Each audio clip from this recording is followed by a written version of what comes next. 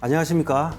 복음의 관점으로 성경을 살펴보는 시간, 오늘은 역대상을 살펴보고자 합니다. 앞서 우리는 열왕기 상하를 통하여서 이미 이스라엘 전체 역사를 살펴보는 가운데 북이스라엘과 남유다의 분열 왕국의 결국은 북이스라엘의 멸망, 남유다의 멸망으로 이스라엘의 모든 역사가 이렇게 종결되는 역사를 살펴보았습니다.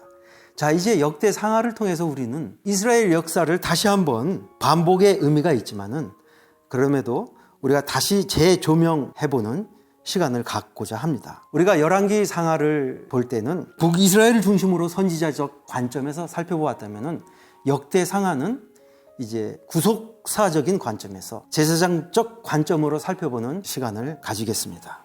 자, 이스라엘 역사는 예루살렘 멸망으로 끝나는 것이 아닙니다.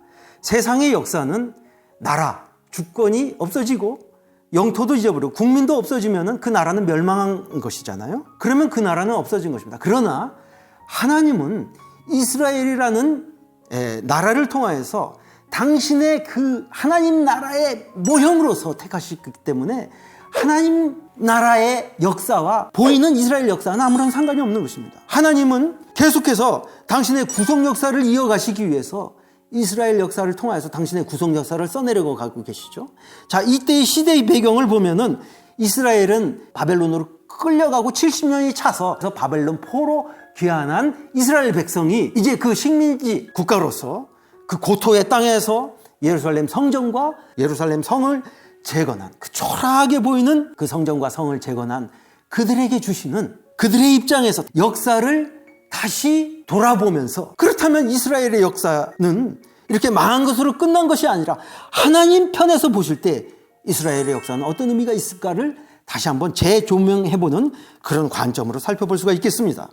자, 그런 의미에서 하나님의 다윗 언약, 다윗의 등불을 끄지 않겠다, 말하자면 하나님의 구속 역사가 유다 족속으로 이어져 가고 있지 않습니까? 구속 역사를 중심으로 기록하려다 보니까 남유다 중심으로, 다윗 왕조를 중심으로, 다윗 언약을 중심으로 하나님의 등불을 끄지 아니하시는 하나님의 구속의 역사가 어떻게 지속되어 왔는가를 강조하고 있다는 것입니다. 그러니까 여기서 이제 성전의 역사가 더 기록되고 있고요. 제사장 중심의 역사, 그리고 제사장을 섬기는 레인 중심을 강조하고 있습니다. 자, 제사장과 레인에 대해서 우리가 볼 때는 아브라함 언약의 대상자가 바로 제사장, 레인들이라는 것입니다. 이사야와 예레미야에 따르면 아브라함의 진정한 믿음의 후손들이 바로 이 여호와를 섬기는 레인들이다라는 것을 강조하고 있죠. 그래서 여호와를 섬기는 레인들을 번성케 할 것이다. 그들이 하늘의 별과 바다의 모래와 같이 많을 것이다. 말하자면 레이 족속, 이스라엘의 장자를 대표해서 뽑힌 레이 족속은 말이죠, 이스라엘 12족속의 특별한 한 지파가 아니라 이스라엘 전체를 대표한 정체성이었다는 것을 우리는 알 수 있습니다.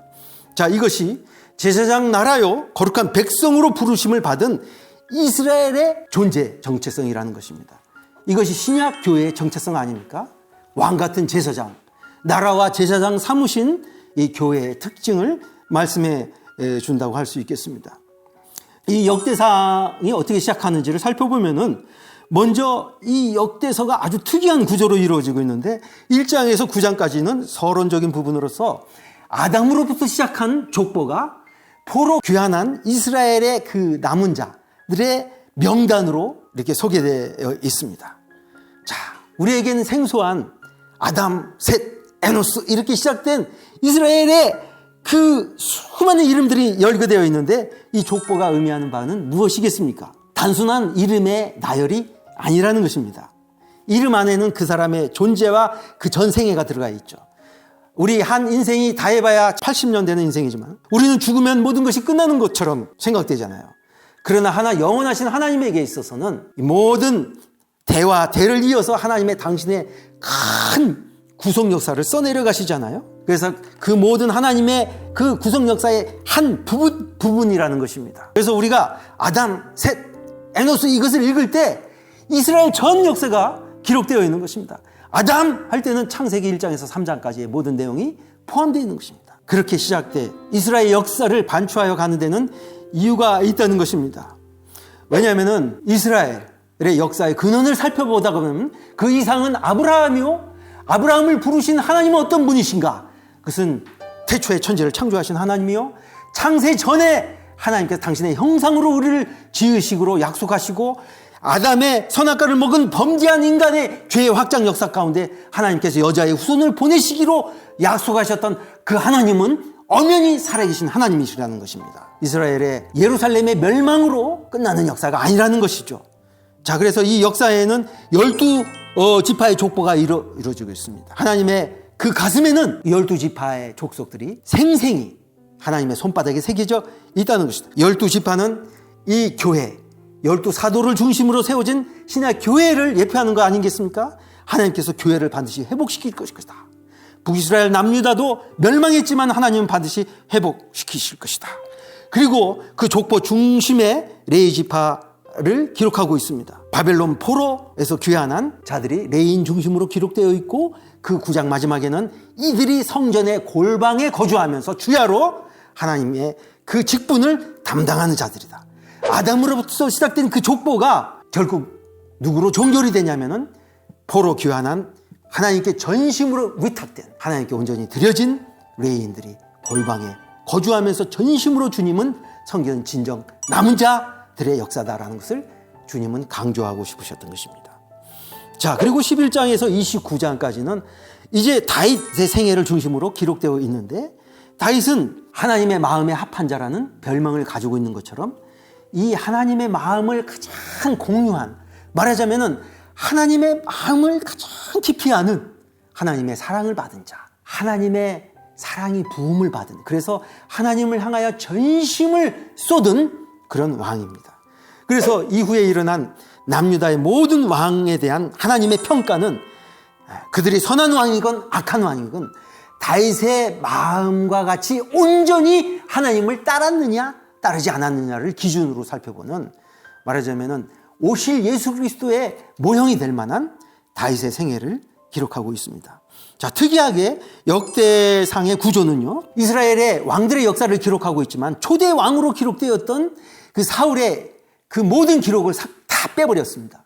그리고 사울이 어떻게 죽었는지 그 죽음의 모습만 기록하고 바로 다윗의 역사로 이어지고 있습니다. 사울은 한마디로 여호와께 묻지 않아서 하나님께서 그를 죽였다.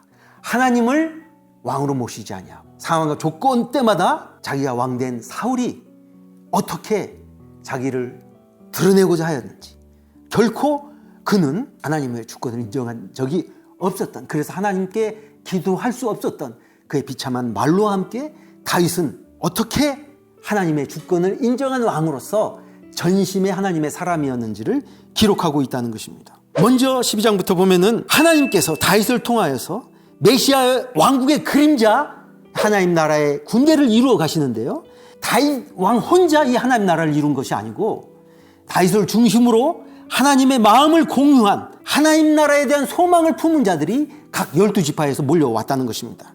그래서 하나님 나라의 군대와 같았고 두 마음을 품지 아니하는, 인간적인 정치적 이해관계가 얽매이지 아니하는 순수한 여호와 중심의 신앙, 아브라함의 언약을 공유한 하나님의 약속을 가지고 있는 그런 사람들이었습니다. 그들은 심지어 베냐민 지파에서도 몰려왔던, 그들을 중심으로 하나님께서 이미 아둘람 굴로에부터 하나님 나라의 기초를 이루는 나라를 다윗을 중심으로 이루어 갔다는 것입니다.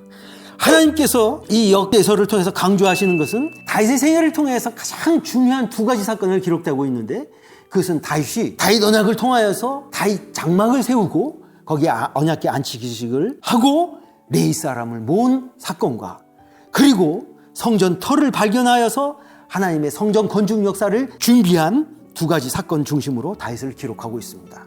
그래서 다윗의 생애를 기록할 때도 다윗이 사울의 밑에서 고난당했던 것, 그리고 자신의 범죄로 인하여서 하나님의 그 사랑의 징계를 통하여서 하나님의 사람으로 변하기까지 마음 중심을 다루신 그 얘기는 과감히 생략하고 구속 역사 중심의 관점에서 이 두 가지 사건을 강조하여 기록되고 있습니다. 자, 우리가 먼저 살펴볼 것은 다윗을 통해서 하나님은 언약궤를 다윗의 장막에 안치하는 언약궤 안치식을 이루게 됩니다. 이 언약궤를 안치하는 그 과정 가운데서 그 다윗의 동기가 드러나고 있는데, 우리가 사울 때는 여호와께 묻지 아니하였다. 자, 그래서 우리가 언약궤를 이제 장막에 모시고자 하는 것은 성전을 짓기 전에 언약궤 앞에서 우리가 하나님께 묻고 하나님을 예배하기 위한 것이다. 우리의 마음 중심에, 이스라엘의 중심에 하나님을 왕으로 모시고 살자 하는 다윗의 신앙 고백이 들어가 있는 것이죠. 그래서 다윗이 이 언약궤를 다윗의 장막에 모셔드리고, 그리고 레위인들을 모으기 시작합니다. 우사 사건을 통하여서 우리가 사울 때 묻지 아니하였기 때문에 언약궤를 데리고 오다가 우사 사건을 통하여서 레위 사람만 모을 수 있다. 우리가 하나님께 기도할 때 우리가 분명한 것은 하나님의 뜻대로 기도하는 것이 중요하다. 그래가지고 레위 사람을 모으기로 결정한 아주 결정적인 사건이 우사 사건이었습니다. 그래서 그가 이 레위들을 모으기 시작하는데 수많은 레위 사람들을 모으게 하시고, 그 4,000명은 성전 문지기로 세우고 4,000명은 그 찬양대회를 조직하여서 밤낮으로 아침 저녁으로, 한번 생각해 보세요. 4,000명의 찬양대가 아침 저녁으로 이 여호와의 성전을 세우기 전에 다윗의 장막에서 하나님을 예배하고 찬양하는 것입니다. 그 몇 개의 시가 이 역대서에 기록되어 있는데, 그 내용은 성령의 영감을 받아가지고 열방을 통치하시고 다스리시는 하나님, 만국의 신은 헛것이다. 여호와께서 통치하신다.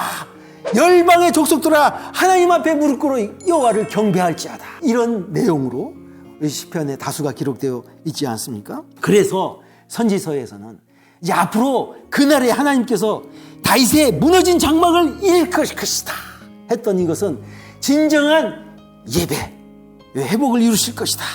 예수님께서 말씀하신 것처럼 이 산에서도 말고 예루살렘에서도 말고 보이는 건물이 아니라, 보이는 어떤 특별한 장소가 아니라 너를 성전 삼아서 네 마음 중심 안에서 내가 신령과 진정으로 예배드리는 무너진 장막을 일으켜, 그래서 만국을 기업으로 얻게 하는 그 일, 복음의 영광, 그 일을 주님이 이루실 것이다 하는 다윗의 무너진 장막을 일으킬 것이다. 그래서 이 다윗의 장막도 하나님의 성전을 예표하는 중요한 면을 다루고 있다는 것이죠.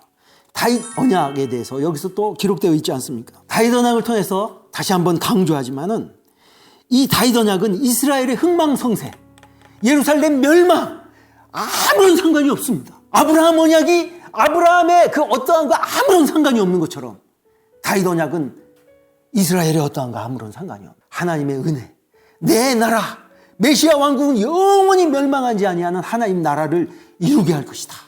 그들이 어떻게 우상을 숭배하다가 망했는지, 그들은 망할 수밖에 없었지만은 하나님은 당신의 나라를 세우신다는 것입니다.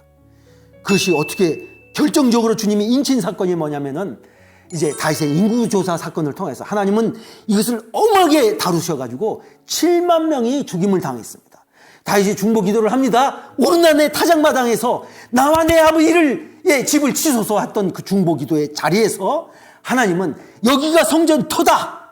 오르난의 타작마당, 알곡과 가라지가 이루어지는 심판의 그 자리, 십자가의 그 자리, 이것은 바로 모리아 산, 아브라함의 그 믿음의 절정, 아들을 이삭으로 번제로 드렸던, 불도 있고 나무도 있는데 재물은 어디 있습니까? 하나님께서 예비하신다 했던 그 순양이 있는 당신의 독생자를 잡으신 그 자리, 십자가의 자리, 그 자리였다는 것입니다. 마지막으로 다윗은 자신의 말년에 전심으로 자신의 모든 것을 다 쏟아서 성전 건축 역사를 준비합니다.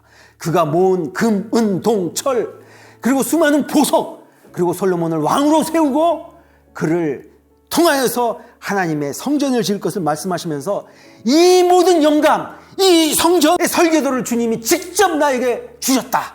성전의 설계도를 내게 주셨다는 것은 모세에게 하나님께서 하늘의 식양대로 성막을 지으라 했던 것처럼, 모세에게 복음의 영광을 보여준 것처럼 다윗에게 하나님은 복음의 영광을 보여주신 것입니다.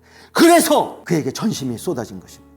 사랑하는 여러분, 우리에게 전심은 우리에게로부터 나오는 것이 아닙니다. 성전의 영광, 즉 복음의 영광, 우리의 눈에 수건이 벗겨지면은 성전 안에 담긴 그 복음의 영광, 오실 예수 그리스도의 영광, 내주하여 오시는 예수 그리스도의 영광을 보게 되면은 그는 미쳐버립니다.